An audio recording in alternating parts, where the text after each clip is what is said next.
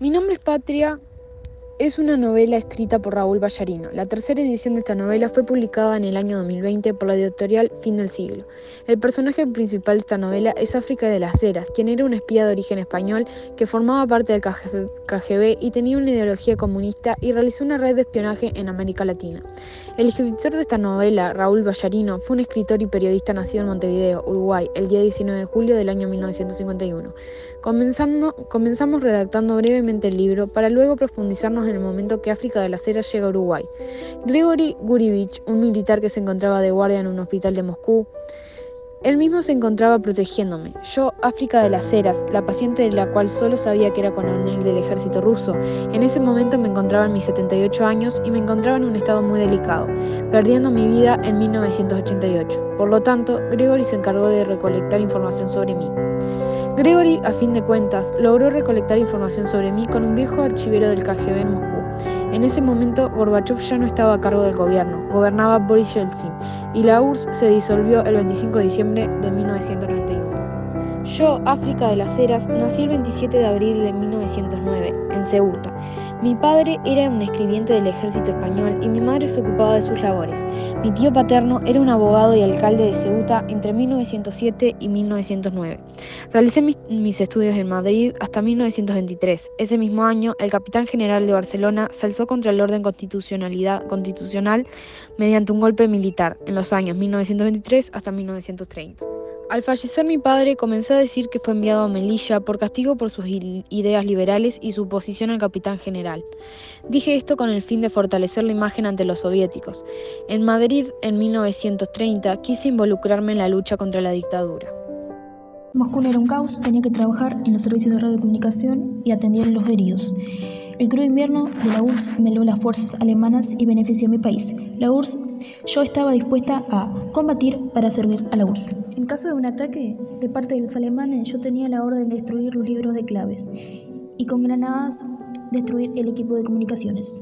Yo, África, con mi nombre clave, Ivone, volví de la retaguardia a Moscú en 1944. Tiempo después, un escritor y pianista llamado Feliberto Hernández se trasladó a París y yo tuve el privilegio de conocerlo, ya que me beneficiaba porque mi objetivo era comenzar una relación con alguien sudamericano para casarme y establecerme ilegalmente. El vista de residencia permanente en Uruguay. Fui a Uruguay con el principal objetivo de crear la mayor red de espionaje en América. Hice los trámites migratorios con información no real de mí, con un documento que me dieron en Francia.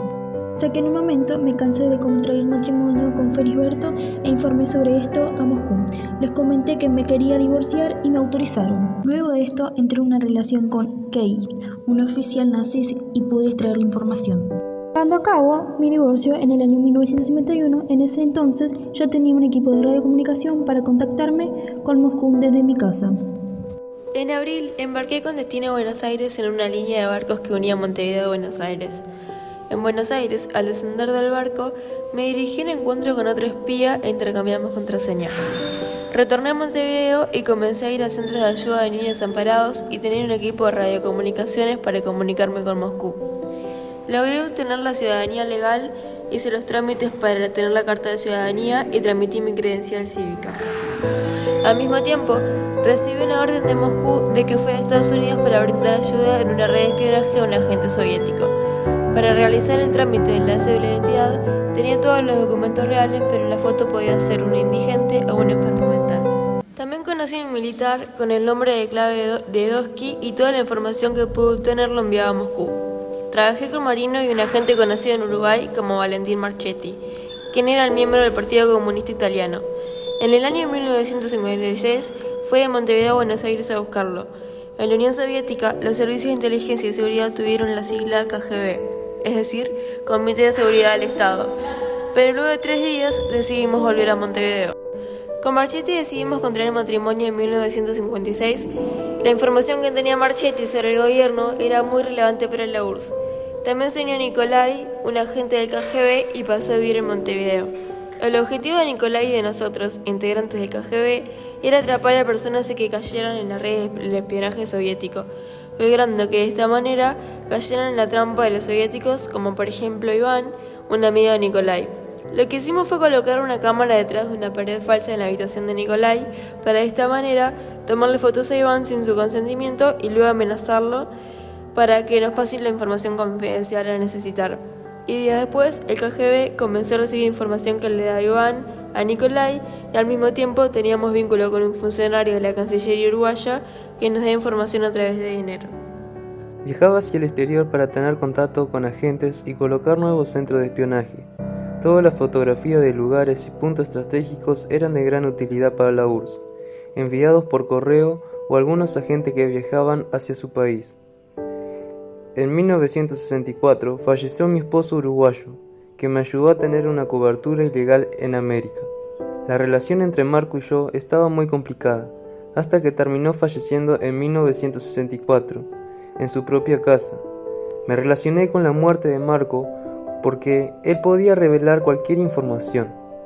Entonces conseguimos una muerte provocada, que no se pudiera descubrir con una autopsia. Con la muerte de mi esposo, me fui de Uruguay, volviendo en 1966, pero recibí órdenes de irme nuevamente. En un momento, ya me vi complicada de salud, y dije que no quería volver más al país, porque me traía recuerdo de mi marido. En 1977, Viajé a Israel, preparé acciones, y un año después, fui reconocida en Uruguay a través del periódico español, por las actividades que hice.